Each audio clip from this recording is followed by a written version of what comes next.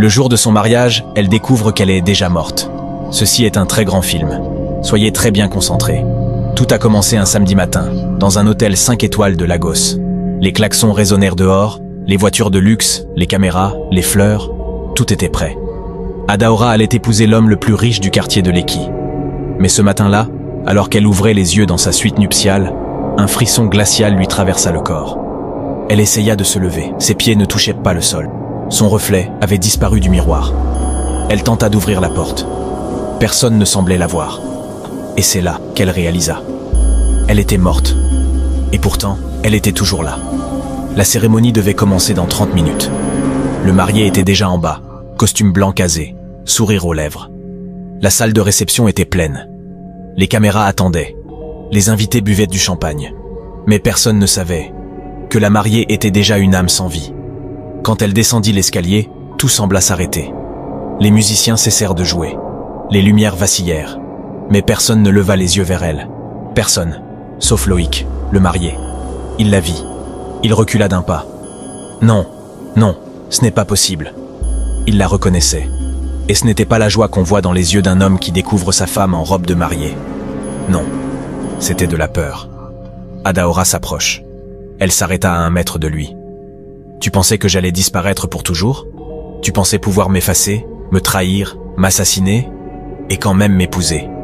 Le prêtre, confus, se tourna vers Loïc. Monsieur, tout va bien? Mais Loïc s'effondra. Les invités commencèrent à murmurer. Certains sortirent leur téléphone. Quelque chose n'allait pas.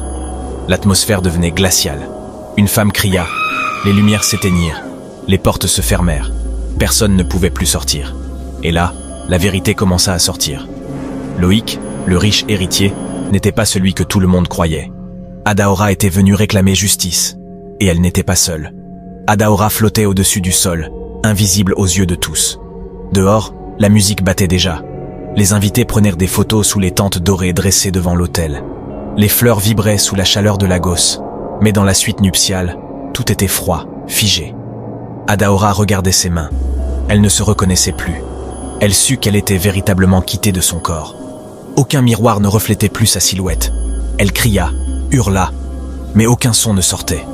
Personne ne pouvait l'entendre. Puis elle entendit frapper. « Adaora, il est l'heure !» cria une demoiselle d'honneur. La porte s'ouvrit.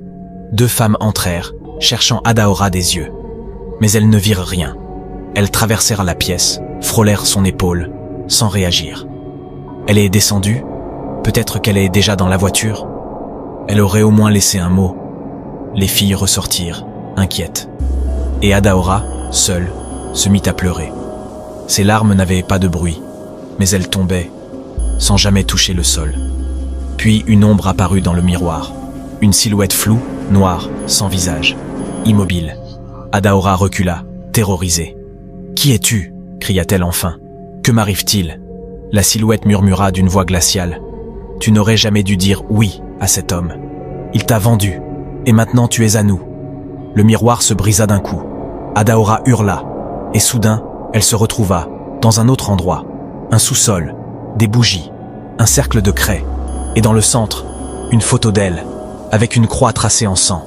L'air était épais comme du goudron. Chaque respiration d'Adaora était une brûlure. Elle venait d'être projetée dans un autre espace. Puis une voix masculine, étouffée, résonna. Pour une richesse éternelle, une âme pure doit être livrée au jour de l'union. Elle se figea. 3 silhouettes encapuchonnées tournaient autour du cercle, dans une vidéo projetée sur un mur de pierre. L'image était floue, mais elle reconnut l'endroit. Cet hôtel, ce sous-sol, sous ses pieds. Un homme se tenait au centre, torse nu, tremblant. Ses yeux fixèrent l'autel avec une peur contenue. C'était le Loïc le marié. « Je donne ce qui m'est le plus précieux, » dit-il d'une voix cassée. « Je donne son cœur, je donne son âme, je donne la mariée. » Le cercle de feu s'embrasa autour de lui. Un prêtre occulte, le visage couvert de cendres, s'avança et planta une épingle dans la photo d'Adaora. « Le pacte est scellé. Tu recevras ce que tu désires. Mais sache ceci, si elle découvre la vérité, le contrat peut se retourner contre toi. » L'image s'éteignit. Adaora tombait à genoux, mais son cœur, lui, battait fort. Elle se mit à trembler, à sangloter. Elle ne comprenait pas. Elle avait aimé cet homme. Elle avait cru en lui. Elle se revit une semaine avant. Dimeji était nerveux, distant, absent. Il disait qu'il travaillait tard, qu'il devait conclure un gros contrat. « Tu étais le contrat », murmura une voix derrière elle. Adaora se retourna brusquement. La vieille âme était là, le même esprit sans visage qu'elle avait vu dans la suite nuptiale. Mais cette fois, il revêtut de blanc. « Qui es-tu » hurla Adaora. L'esprit tendit une main vers elle. « Je suis celle qu'ils devaient offrir avant toi, mais je me suis enfuie, et ils m'ont puni. Mon âme erre ici depuis 22 ans. Mais toi, tu as encore une chance. Une chance de quoi ? De justice. » Un bruit sourd fit vibrer les murs. Elle se retrouva de nouveau dans l'hôtel, dans le hall cette fois. Les invités se tenèrent là, dans leurs habits de fête. Des femmes en gelée verte, des hommes en agbada blanc brodé d'or. Des enfants couraient, les caméras filmaient, mais le marié n'était plus visible. Adaora se tourna. Elle vit Amaka, sa sœur jumelle, arriver. La même démarche, le même visage, les mêmes yeux, mais plein d'angoisse. « Où est ma sœur ?» cria Amaka. « Pourquoi personne ne me répond ?» L'une des demoiselles d'honneur s'approcha d'elle. « On ne la trouve pas. On croit qu'elle a disparu. » Amaka recula, horrifiée. « Disparu ? Le jour de son mariage ?» Puis soudain, Amaka s'arrêta. Elle sentit quelque chose. Une présence. Une vibration. Son regard se fixa droit devant elle, vers l'escalier. Là où Adaora flottait. « Ada ?» Un silence. Un souffle d'air glacial traversa le hall. « Tu es là ?» Et dans ce silence, pour la première fois, Adaora murmura, et Amaka l'entendit. « Je suis morte, Amaka. Et c'est lui. C'est Dimeji. » Amaka pâlit. Elle chancela. « Dis-moi ce que je dois faire. » Amaka resta debout, figée au milieu du hall. Les gens autour d'elle bougeaient, parlaient, riaient même. Personne ne semblait remarquer le changement de température, l'oppression dans l'air, la sensation d'étouffement qui l'envahissait. Mais elle savait. Sa sœur était là, morte, mais vivante. Elle l'entendait. « Il m'a vendu, Amaka. Dimeji, mon mari, a fait un pacte. » Amaka se retourna lentement vers les escaliers. Elle ne voyait rien, mais elle sentait. Adaora était là, quelque part. Et si elle était encore là, même après la mort, c'est qu'elle avait besoin d'aide. Et s'il y avait une justice dans ce monde, il fallait la faire maintenant. Elle entra dans la suite nuptiale vide. Elle sentit aussitôt le froid.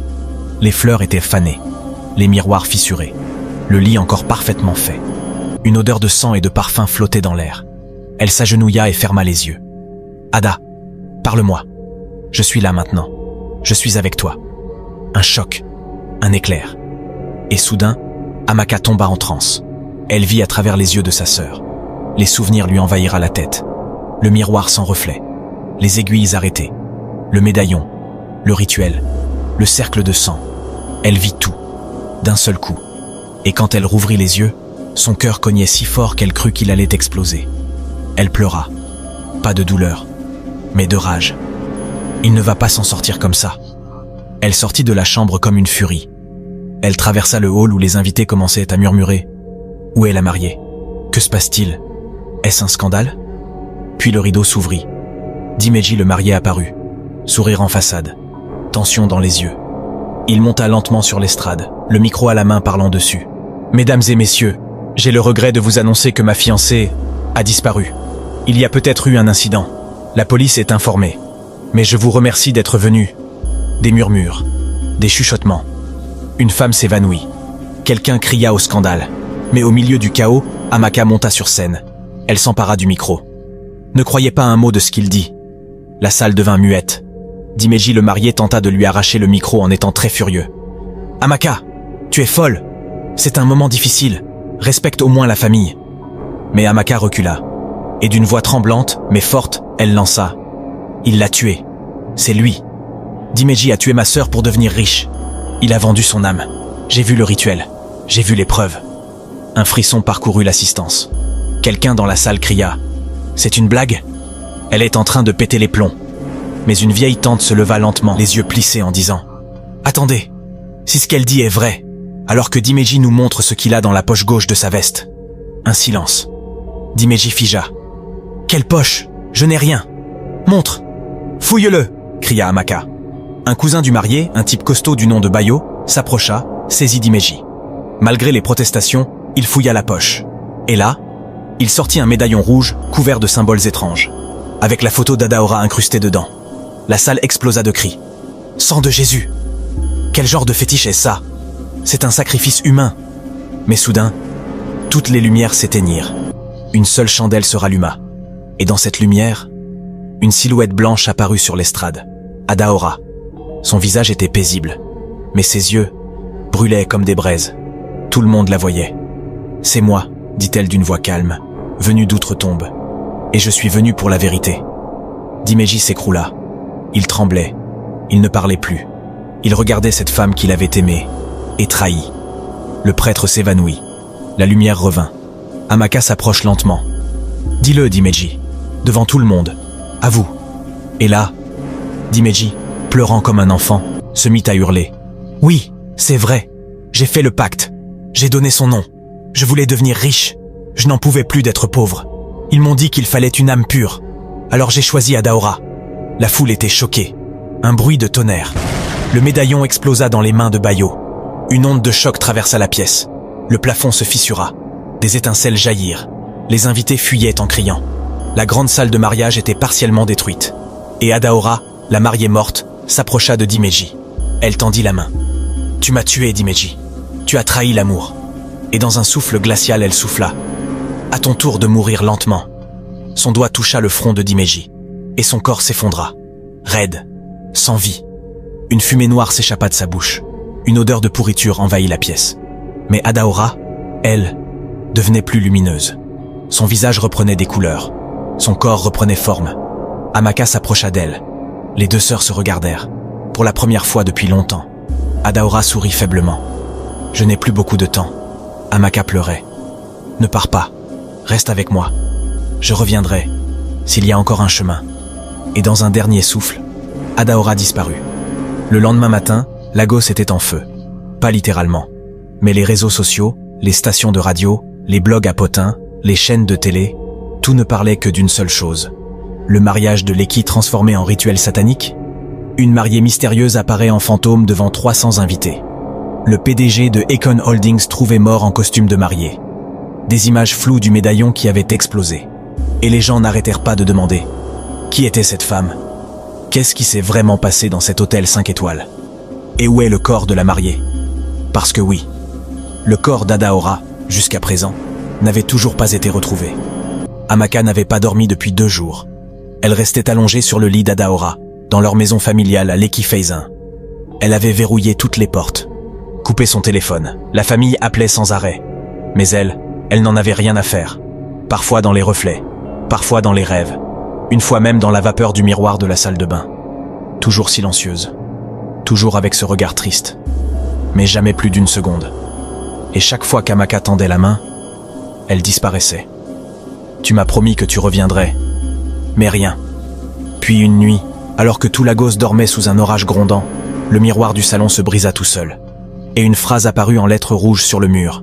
« Le rituel n'est pas terminé. » Amaka tomba à genoux. Elle comprenait. Dimeji n'était qu'un pion.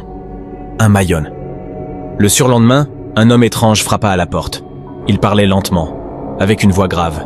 « Mademoiselle Amaka, je suis ici au nom de la chambre de l'éclipse. » De quoi? Une organisation secrète, celle à laquelle appartenait Dimeji. Et tous les hommes qui font fortune trop vite à Lagos. Nous savons ce qu'il vous a fait. Nous savons que votre sœur a transgressé une loi. Quelle loi? On ne revient pas de l'au-delà, sans payer un prix. Il sortit une petite enveloppe noire de sa veste. Votre sœur est revenue, même brièvement. Mais cela a créé une brèche. Et ce monde doit payer. Amaka le regardait, sans bouger. Qu'est-ce que vous voulez? Vous, votre sang, votre volonté. Vous êtes son miroir, sa jumelle. Vous êtes le seul lien qui la garde encore ici. Vous pouvez soit ouvrir la brèche, soit la refermer. Et si je refuse? L'homme sourit. Alors vous la perdrez pour toujours. Et vous mourrez aussi. Elle l'ouvrit la carte. Cercle écarlate, 12e étage, Echo Towers, 3 heures du matin. Une seule chance. Venez seul. Et il disparut sous la pluie. Cette nuit-là, Amaka fit un rêve. Elle était au bord d'un fleuve noir. Une brume lourde flottait. Sur l'autre rive, Adaora. « Ne viens pas, Amaka. Ils mentent tous. C'est un piège. » Elle dit à haute voix. « Mais ils disent que je peux te sauver. Tu ne peux sauver que ce qui n'a pas été offert volontairement. Mais moi, Ils m'ont prise avec mon nom, mon cœur, mon sang. Tu ne peux rien racheter sans conséquence. Mais alors je fais quoi? Fais ce qu'aucune âme n'a encore osé faire. Trouve l'autre livre, le grimoire du jugement. Lui seul peut briser les pactes anciens. Amaka voulut traverser. L'eau la brûla. Adaora recula, son regard s'assombrissant. Ils arrivent. Réveille-toi. Et à son réveil, le plafond de sa chambre était couvert d'étranges symboles rouges. Quelqu'un, ou quelque chose, était entré pendant la nuit. Et le compte à rebours avait commencé. Amaka se réveilla en sursaut. La pupille de ses yeux avait complètement disparu pour un moment. Son cœur battait si fort qu'on aurait dit qu'il allait exploser dans sa poitrine. Le plafond de sa chambre était couvert de symboles rouges, mais aucun bruit, aucun mouvement. Le silence était absolu. Et pourtant, elle n'était pas seule. Elle se leva lentement, le souffle court, et attrapa la lampe torche.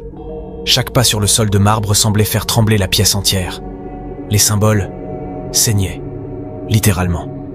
Des filets rouges coulaient le long des lettres occultes, comme si le mur pleurait du sang ancien. Puis elle entendit une voix, pas forte du tout. Un murmure dans sa tête. « Tu veux la vérité? Alors entre dans la mémoire interdite. » Elle se retourna. Le miroir de la chambre vibrait, et son propre reflet avait disparu. À la place, elle vit Adaora, en robe de mariée, les yeux fermés, le visage froid, debout, dans une bibliothèque ancienne, sombre, poussiéreuse. Un lieu qu'Amaka ne connaissait pas, mais qu'elle reconnaissait, parce qu'elle en avait rêvé depuis qu'elle était petite. À 4h23 du matin, Amaka prit un taxi pour Yaba. Mais pas n'importe quelle rue. Elle alla jusqu'au fond d'une impasse sans nom, où les immeubles semblaient abandonnés depuis des décennies. Là, entre deux bâtiments en ruine, se trouvait une porte noire, sans sonnette. Mais elle s'ouvrit toute seule à son arrivée. L'odeur qui en sortit n'était pas humaine. Elle entra, et descendit, pendant plus de 15 minutes. Escalier après escalier. Marche après marche. Aucun son, aucun vent. Juste sa respiration et les battements de son cœur. Puis elle arriva dans la bibliothèque maudite. Des étagères immenses, des livres reliés en cuir, certains en peau humaine, des noms qu'on ne pouvait pas prononcer. Et au centre, un seul livre posé sur un autel de pierre noire, Oruko Tiafo, le nom effacé, en yoruba ancien, le grimoire du jugement, celui dont Adaora avait parlé. Mais dès qu'elle posa la main sur le livre, tout s'éteignit. Elle ouvrit les yeux, dans un endroit qui n'était plus Lagos. C'était une ville brûlée, des gratte-ciel effondrés, un ciel rouge sang, des âmes errantes, des ombres accrochées aux lampadaires, des cris lointains, et au centre, un trône, d'Imeji. Mais il n'était plus humain. « Bienvenue dans la chambre des damnés », dit l'un d'eux. « Tu as ouvert le livre. Maintenant, tu dois faire un choix. » Amaka recula tout en criant. « Je veux ma sœur, et je veux la vérité. » La vérité, c'est qu'Adaora ne devait jamais naître. Elle est le résultat d'un ancien pacte, fait avant même ta naissance. Votre père n'est pas celui que tu crois. Il était des nôtres. Amaka tomba à genoux. C'est impossible. C'est pour cela que ton sang est pur. C'est pour cela que seul toi peux libérer ou détruire l'âme de ta sœur. Elle ouvrit le livre. Puis, des mots apparurent en feu. Une seule âme pour une autre. Une vie contre un nom. Si tu veux briser la chaîne, alors signe avec ton propre sang. Amaka, la main tremblante, saisit un stylet posé à côté du grimoire et entailla son doigt. Elle signa. À cet instant, le monde entier sembla trembler. Un cri déchira le ciel rouge. Le sol s'ouvrit sous elle. Les âmes crièrent, et une lumière éclata. Le retour, elle ouvrit les yeux. De retour dans son lit. Il faisait jour. Le soleil perçait à travers les rideaux. Mais son doigt saignait encore. Et dans le coin de sa chambre, posée sur une chaise, Adaora, vivante, en robe noire, le regard vide. « Tu as signé. Adaora ? Tu m'as ramené. Mais à quel prix ?» Amaka sentit une brûlure dans son dos. Elle se précipita vers le miroir et vit un symbole tatoué entre ses omoplates, le même que celui du trône de Dimeji. Elle venait, sans le savoir, de devenir l'héritière d'un pouvoir ancien. Un pouvoir qui désormais allait attirer l'enfer sur Lagos. Les heures passèrent. Adaora restait silencieuse, allongée sur le lit d'hôpital, les yeux ouverts, mais absents. Sa sœur Amaka ne la quittait plus. Elle savait que tout n'était pas encore fini. Elle le sentait. Chaque nuit, la chambre devenait plus froide. Chaque nuit, Adaora transpirait des mots qu'elle ne comprenait pas, des noms anciens, des avertissements. Le docteur lui avait dit « Son cœur fonctionne, son cerveau aussi ». Mais c'est comme si elle n'était plus là. Mais Amaka savait. Sa sœur était ailleurs. Elle luttait encore. Adaora marchait, pieds nus, seule. Et cette voix. Tu n'étais pas censé revenir, Adaora. Elle se retourna. C'était la vieille âme, celle du couloir d'hôtel. Plus jeune cette fois. Belle, triste. Tu m'as appelé? Non. C'est toi qui t'es accroché. Pourquoi moi? Pourquoi Dimeji? Pourquoi ce mariage, ce pacte, ce cauchemar? Amaka s'endormait sur une chaise. Le matin filtrait doucement à travers les rideaux. Adaora murmura « Je suis revenu ». Amaka bondit. Les larmes jaillirent. Elle la prit dans ses bras. « Je t'ai retrouvé. Je dois encore parler à quelqu'un. » 1 mois plus tard. Une prison de haute sécurité. Dimeji, capturé après sa fuite, attendait son procès. Il n'avait plus la même allure. Les cheveux gris, le regard fou. Il parlait seul, enchaîné. Mais ce jour-là, Adaora entra. Il leva les yeux. « Tu es vivante ?»« Je suis plus que vivante, Dimeji. Je suis libérée. » Il tomba à genoux, incapable de parler. « Tu m'as tué pour du pouvoir, et tu as tout perdu. Mais moi, j'ai gagné quelque chose. »« Quoi ?» chuchota-t-il. « La paix. » 1 an plus tard, Adaora créa une fondation, la Maison des âmes oubliées. Elle accueillait les femmes victimes de violences rituelles, de manipulations spirituelles, de familles brisées. Un documentaire sortit sur sa vie, un livre aussi, et une vérité circulait désormais partout dans Lagos. Même si ton nom est écrit pour mourir, tu peux encore écrire ta propre fin. Un soir, Adaora et Amaka prièrent sur le toit de la fondation. La lune était haute, le vent chaud, et une voix douce se fit entendre, portée par la brise. « Merci d'avoir brisé la chaîne. Maintenant, d'autres peuvent vivre. » Adaora ferma les yeux et sourit.